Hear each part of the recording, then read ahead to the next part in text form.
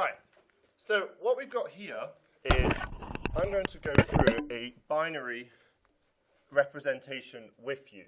Now, binary starts off, and the way that you've got to work this is you will have to start with the place value from the far right, because what happens, remember when we talked about hundreds, tens, and units? So we've got hundreds, tens, and units, and I said if I had a 2, a 4, and a 5, and a 3, and a 1, and a 2, and a 1, that we carry over. The same works with binary. So I've got 2, 4, and 5 here, all right? What does that make? It makes 11. So what do? We go 1, carry the 1. So 3 plus the 1 plus the 4. What does that make? 5, fantastic. And then we've got a 3. That's 3, 5, 1. But what we were doing there is when we'd filled up all the units to make a 10, we carried it over. Now you will see that in a minute with binary. And there's a reason why we have the place value. Now, the first thing that I said to you, so changing page, all right, is you have a nibble. How many bits is a nibble? 4. Well done for remembering. So this is a nibble, which is 4 bits, and the way that we go is 1, 2, 4, and 8. All right? Now, that's a nibble. How many is a byte? How many bits are in a byte? Correct. We have 8 bits in a byte. So we've got 1, 2, 4, 8. What do we think the next place value is going to be? 16. Then? 32. Then? 64. Then? 128. Fantastic. Now, the first method I'm going to show you for working out a number, okay, is where you turn the switches on. So if I had to make number 5, I need to make sure I only turn on the switches that are going to make the number 5. So if I've got 1, 0, 1, that is equal to 5. If I've lost anyone, I'll continue and go over another one. If I needed to make the number 3, I would only turn on which switches? Which switches, Daniel? 1 and 2. What do you think the rest would be? 0. It would, yeah, you'd correct. 1, 2, 3, 4, 5. So now that is equal to 3. Now, if they said to you in an exam question, represent the number 3 as a nibble, what would I need to make sure I do? What do you think?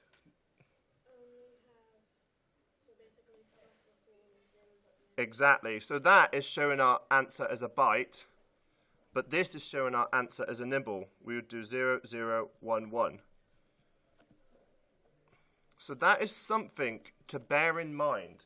When you are in an exam, they will say to you, represent this number as a nibble, or represent this number as a byte. And you need to be able to actually differentiate between the two. Okay? Now, the next thing that I'm going to show you is how to convert it back. All right? So if I have a number such as number 8, that's quite simple. I can see which one to turn on there.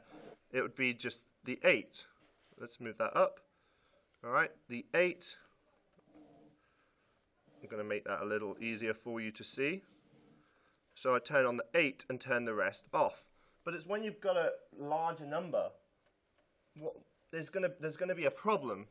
If I've got a larger number, I've got to try and work out and fit it all in.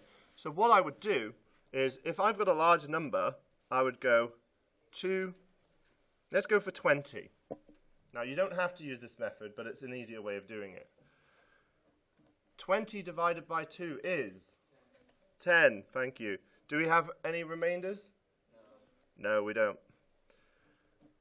I will say, using this method, you can't do a 0.5 with binary. It's either on or off. 10 divided by 2. 5. No remainder. 5 divided by 2. 2, remainder 1. Well done. 2 divided by 2. Do we have a remainder? No. Right. I want you to imagine you're chopping a tree down at this point now, and all these numbers are going to fall down. What you end up with is 1, 0, 1, 0, 0. Okay? Now, if you start with the place value and go 1, 2, 4, 8, 16, can you see 16 plus the 4 equals 20? Yeah? Now what I'm going to give each of you in a moment, I'm going to put this under here. Alright, you're all going to get one of these sheets in a minute. Now we'll do the first one together. So how do I work out number 5? How do I get the number 5? Yeah. 1 and the 4. Good. And then the rest are 0. Alright, let's go for 41. 41. Now there's a trick to this. When you've got a larger number, you always start with the largest number you can fit into it. So I'm going to give you a hint here.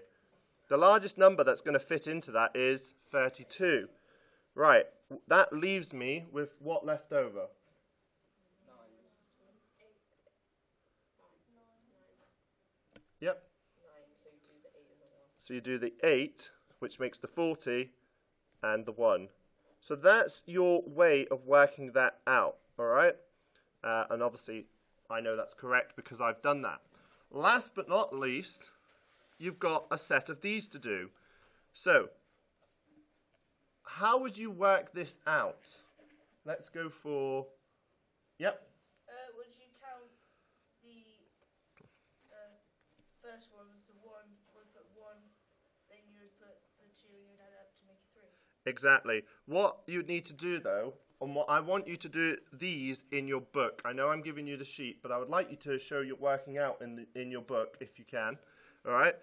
I there for that 8 bits would expect to see in your book 1, 2, 4, 8, 16, 32, 64, 1, 2, 8, and turn those 2 switches on.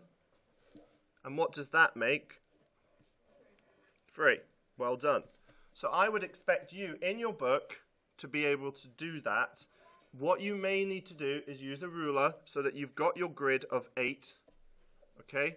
And I will put this video in the shared area, and I will also upload it to YouTube so that you can always refer back to this lesson. Okay? You know when you said you're reading the book, did you mean the last section or all of it? I want you to do all of these. So I would like you in this lesson to complete all of these, and I would like you to write these as well. So in our books? In your books, yes. Okay?